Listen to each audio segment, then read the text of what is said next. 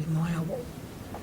And they had, before I came to EBR-ll, they had an experience over in the secondary sodium purification system whereby they used a freeze seal to freeze the sodium in order to go in and do some maintenance. That freeze seal gave away. They had a large sodium spill and resulted in a fire. So it's not good practice to use freeze seals if you can avoid it. That was a good experiment that they learned from then. Yes, they did. So when you design a system, you should provide appropriate shut-off valves. And one practice we had at EBR-ll with respect to isolating a system for sodium maintenance is you needed at least one isolation valve and 18 inches of sodium, frozen sodium, before you could cut the piping.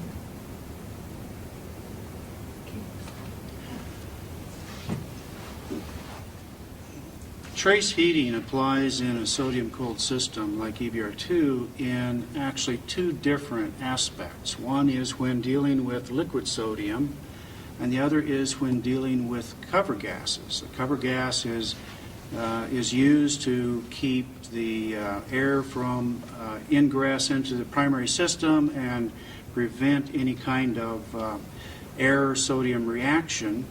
So trace heating was used on cover gas systems also in EBR-ll, and it's not a particular issue as it was for the liquid sodium systems, but the cold spots can be used to advantage in a cover gas system in that there are sodium aerosols and vapors that will migrate into the cover gas system and maybe into the cover gas piping. And in future designs, very good use of specific cold traps to trap out, condense the aerosols and vapors in the cover gas parts of the system would be an advantageous design.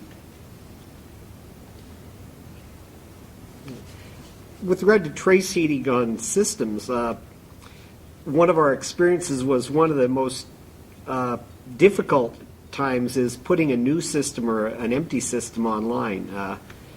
When you've got a system full of sodium, the trace heating can be very spotty. You can have something that would be a cold spot at any other time, but the conductivity of the sodium is so high that if you've got molten sodium near this cold spot, it will generally heat that cold spot as well.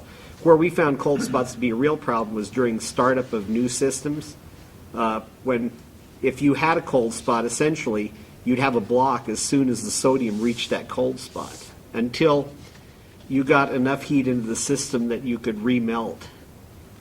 And I think this has been a consistent issue with new systems is identifying the cold spots, adding heat. Another issue is the fact that you might have very different thermal situations in just the length of piping and in places where you have valves, flanges, and large metal components.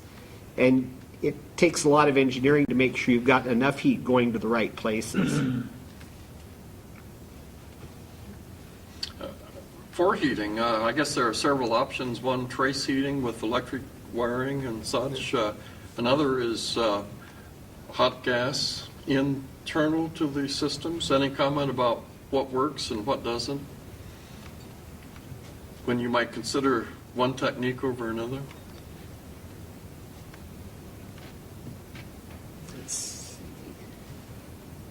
I guess I'll pick up trace heating.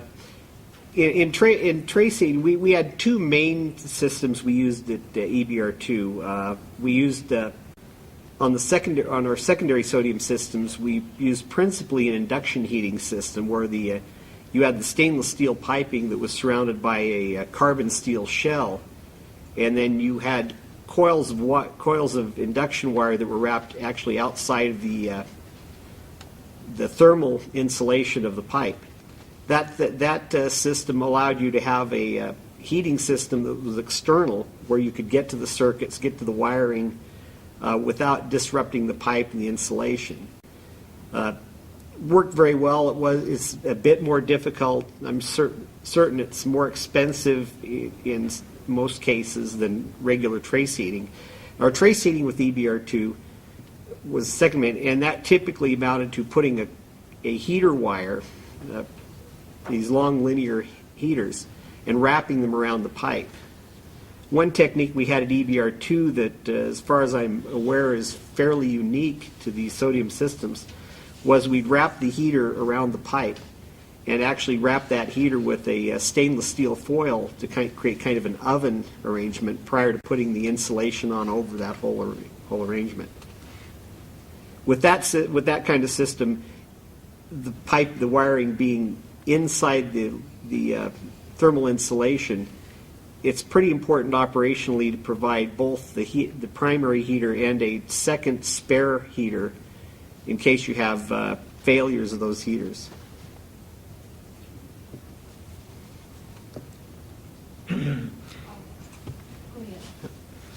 When you design a heater system, you design it so you start heating from a free surface, and you heat sequentially, and you need sufficient thermocouples to monitor the temperatures before you automatically go to the next sequence, or you manually go to the next sequence.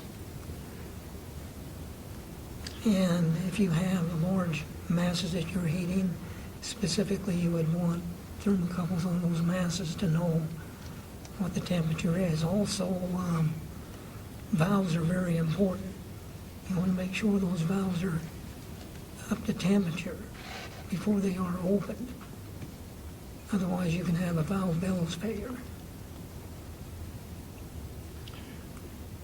And as Bob indicates, one of the problems with sodium is that it expands when it's heated. So if you have cold sodium and you heat a place where there's no free surface, you can actually damage the components that are in the system. So as Bob said, the sequential aspects of heating sodium are very important in both the design of the systems as well as the operational thing.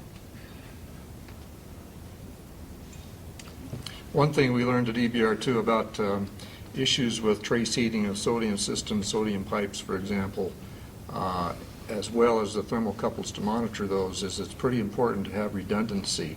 Because if you have these heaters and thermocouples buried in a system that are difficult to get to for maintenance or for replacement, it's nice to have a second set, typically a redundant set of both heaters and thermocouples that you can rely on to minimize the impact if you do have a failure of part of a system.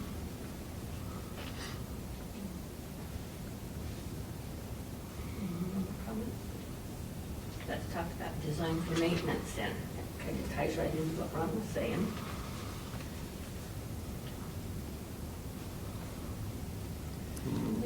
I would start the discussion out by saying that sodium has some very unique properties. We've just discussed one, which is that it's solid at room temperature, and filling systems with liquid sodium is a bit of an art and takes careful design. But it also has an issue that it does react with air. If you have oxygen contamination into a sodium system, it can form a sodium oxide, which will be a problem in plugging small orifices and other things. And it's opaque. So operations within sodium systems is done without visual reference. As has been mentioned, it's important that redundancy be provided, that you anticipate failures of major equipment and look for ease of removal and inspection and such things. Anyone have a comment about their views or experience? I can certainly say that maintenance access was a major problem for the systems I was responsible for at EBR-2. One particular system, the rotating plugs, had no maintenance access to the dip ring seal annulus, and over the course of operation, the buildup of sodium oxides and hydrides and other sodium compounds in that area almost shut down EBR2 prematurely because